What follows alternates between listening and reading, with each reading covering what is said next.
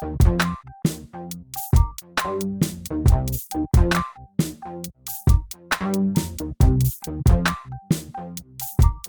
guys, welcome back. If you're new here, my name is Smita. Welcome to my channel. So after I posted Deepika Padukone's Met Gala look, a lot of you requested me to do Priyanka Chopra's. Some of you were upset that I hadn't yet posted this look. Some of you were making fun of it and laughing about this look. Some of you challenged me and told me this is a true testament of my creativity. So I just wanted to walk you through everything that goes behind creating something out of the box. For every video that goes up on my channel, there's usually a day or two of prep work where I'm preparing for the clothing and the jewelry. I make most of it myself. And then there's a day when I actually shoot the entire tutorial. And then there's a day just to edit and upload. So today's look is going to be an inspired look of Priyanka Chopra's Met Gala 2019 look. There's a couple of changes that I made and I will explain as we move along. So if you're ready, let's get started.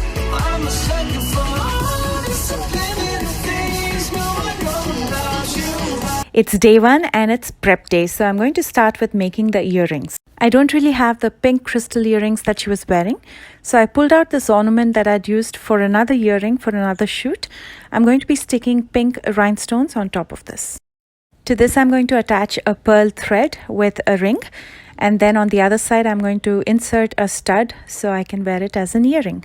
And for the crown that she was wearing, I'm using a hairband as a base. I will also need a strong glue, so I'm using E6000. You can also use Gorilla Glue, Fevibond. You can also use a hot glue gun. I'm also going to be using wooden sticks. These are sticks that I pulled out from a sushi mat. I'm going to start with the center of the headband. I'm going to add a drop of glue to stick the wooden stick. Once it's dry, I'm going to leave about 1.5 inch gap and I'm going to glue the second stick. And I did the same all around the headband, and some of the sticks are diagonal just to give some dimension to the crown.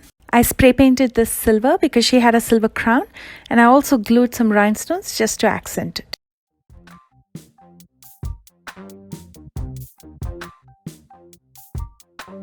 Now that we have the earrings and the crown taken care of, let's move on to prepping the hair. All I've done is wash my hair and air dried my hair. Now let's look at one of her pictures. What she had was more of a neck length hair, something that was very frizzy with a little bit of curls and a lot of texture going on there. So the two things that I need to work on is to make my hair frizzy and to make my hair short.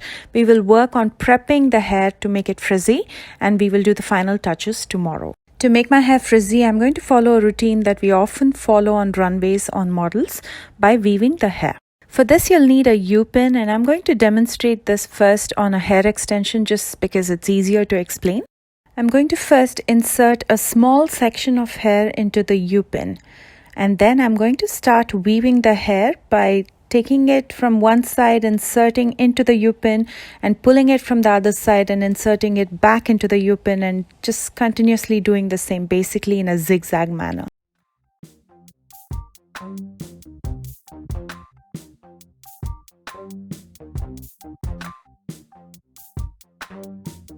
And this is how it should look when it's completely done. And just to record the time, it's about 5:15 in the evening.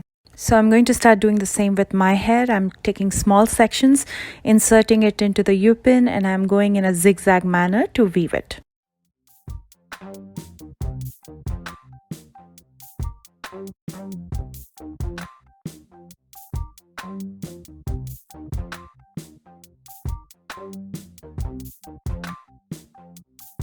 I also cut out small aluminum foil sheets which we use for baking, and I'm going to wrap this around the hair just so it preserves the heat, and it'll also act as a cushion because I'm going to keep this while I sleep tonight.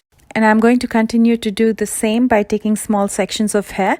I'm mostly going to be working on the top part of my hair because we are going to be pinning off the bottom half of my hair later tomorrow. So roughly after 2 hours, I'm finally done with my hair, and this concludes day one. It's day 2 today and the actual shoot day, and it's about 9 in the morning.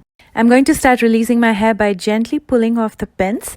It doesn't hurt and it comes off very easily. And you can see the amazing texture that it's given to my hair. So we'll keep the hair like this. We'll work on the frizzy part later, but now we'll just focus on removing all the pins.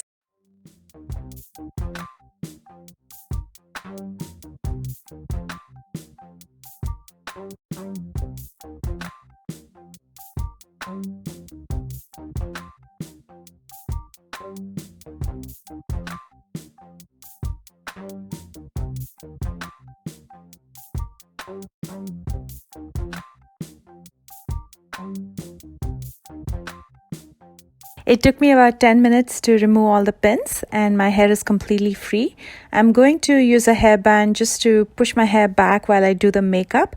And like I said, we'll work on the frizzy part later after the makeup is done. I'm going to start off priming my face with Professional from Benefit. This has a peachy pink undertone, so it's going to take care of a little bit of color correction as well.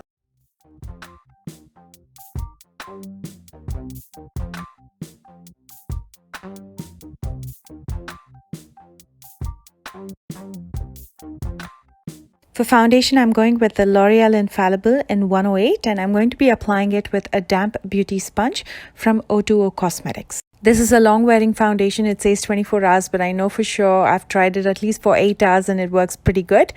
It's a medium to full coverage foundation. It's actually buildable to full coverage and it's a demi matte finish. For a very light contour, I'm going to be using the Wet n Wild contour stick in Call Me Maple and I'm going to be blending this out with a kabuki brush from Hip Dot.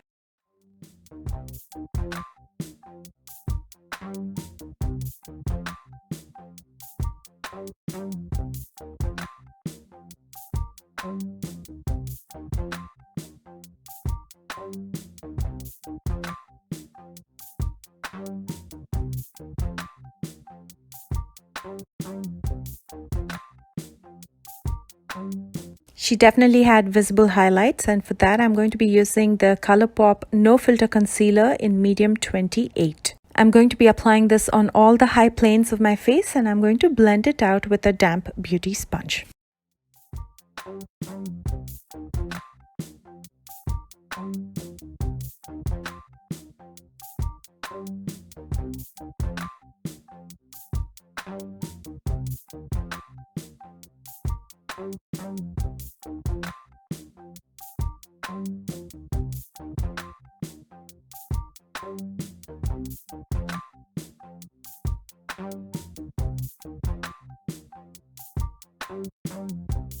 To set and seal my face, I'm going to be using the O2O Dream Diamond Powder. Basically, this is a press powder in 22.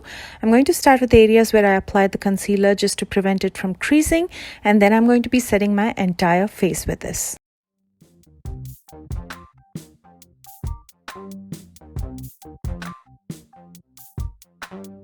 I'm going to use some loose powder underneath my eyes while I finish up my eye makeup, so in case there's any fallouts, it's easier to dust it off later. Starting off with the brows, she had frosty eyebrows and the easiest way to achieve it is by using a white mascara. I didn't have a white mascara.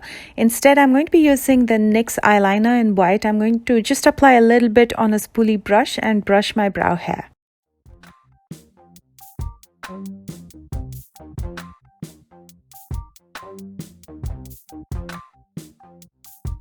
And the white was more visible in the inner part of the brows, so I'm going to be applying it directly with the eyeliner.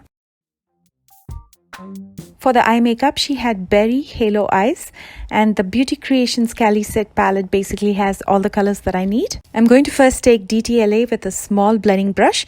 I'm going to simply place this in the inner and outer corners and then join them through the crease. And as I blend this out and soften it, I'm going to pull it out in the outer corner just to get that winged, elongated eye look.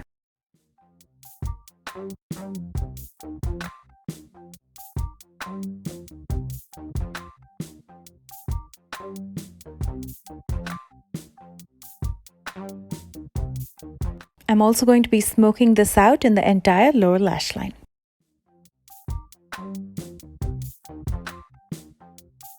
To deepen the corners further, I'm going to be using Westwood with a bullet brush. I'm going to place this in the inner and outer corners and join them through the crease.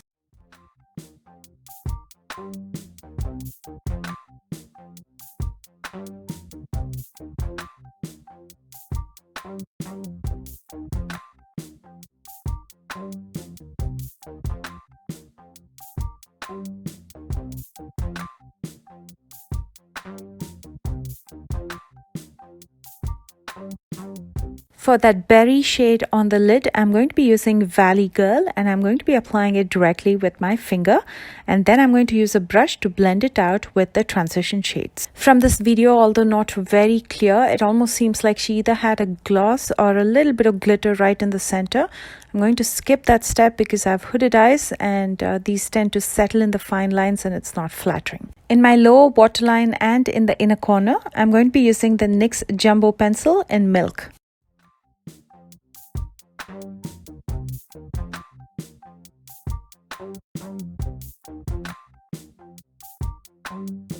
I'm also going to lightly wing it out in the outer corner just like what she had. And I'm going to set this with a white eyeshadow from the Misunderstood palette from Colourpop, just so it doesn't move. Her white in the lower lash line was a little bit more brighter than what I have. I think she also had a liner going on, and I'm going to skip that step because I look really horrid with white anything in my lower lash line, let alone an eyeliner. So I'm going to just stop at this. Before I use false lashes, I'm going to be applying a coat of the Bad Girl Bang Mascara from Benefit. The tips of her lashes were painted white. She had very spiky lashes, and I didn't have anything close to that, so I'm just using what I have, and I have painted the tips with white.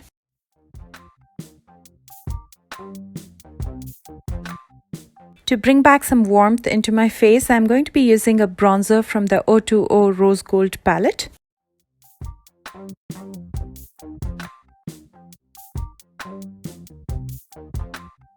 For blush, I'm going to be using Growth Flirt from Colourpop. And for that subtle overall glow, I'm going to be using this shade of highlighter, again from the O2O Rose Gold palette.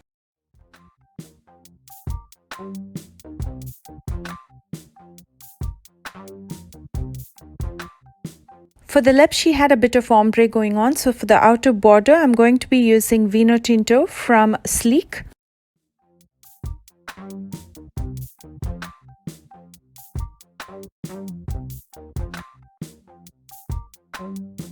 And I'm going to be filling it with a lighter berry shade from Rimmel. This is Plum the Show. Just so my makeup stays put, I'm going to be locking it with the NYX setting spray.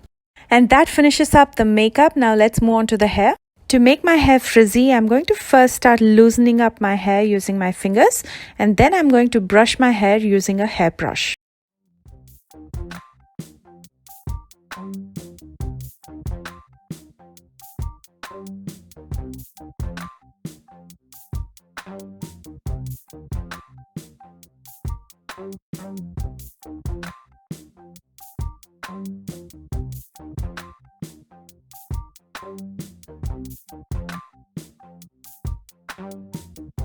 And you can see this process adds not just the frizz but so much volume to your hair.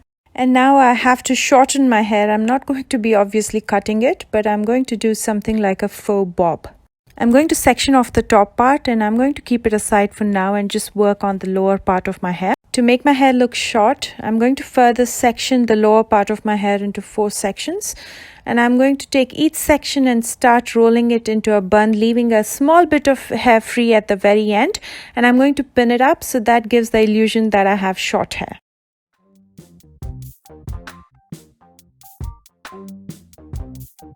Now I'm going to use the top part of my hair, but I'm still going to section off the very front part because I'm going to use that for the bangs later on. With this part of my hair, I'm just going to play around, and I'm going to just work on the length that I need. She had up to her neck, so I'm going to keep it till my neck, and whatever is beneath that neck, I'm going to again roll it and pin it under my hair so it's concealed. And I'm also going to make it wider on top and narrow at the bottom. And now for the bangs, I'm going to give my hair one quick twist, and I'm going to push it back and pin it up till I'm happy with the desired length that falls on my forehead. And that's pretty much it, you guys. And now for the finishing touches and accessories, she had some rhinestones going on. One as her bindi, one on her lip, and one on her cheek. And I'm also going to be wearing my earrings and my crown. And here's the final look. I hope I could come close enough to what she had. Let me know in the comment section below. And if you enjoyed watching all the creativity and everything that I did, don't forget to like, share, and subscribe. And for your convenience, I'm listing all the products that I used in the description box right below this video. You'll also find my social media accounts there, so make sure you're following me on Instagram and Facebook for all the inside scoop, behind the scenes and whatnot. I love you guys so much, and I will see you soon with a brand new video. Bye guys.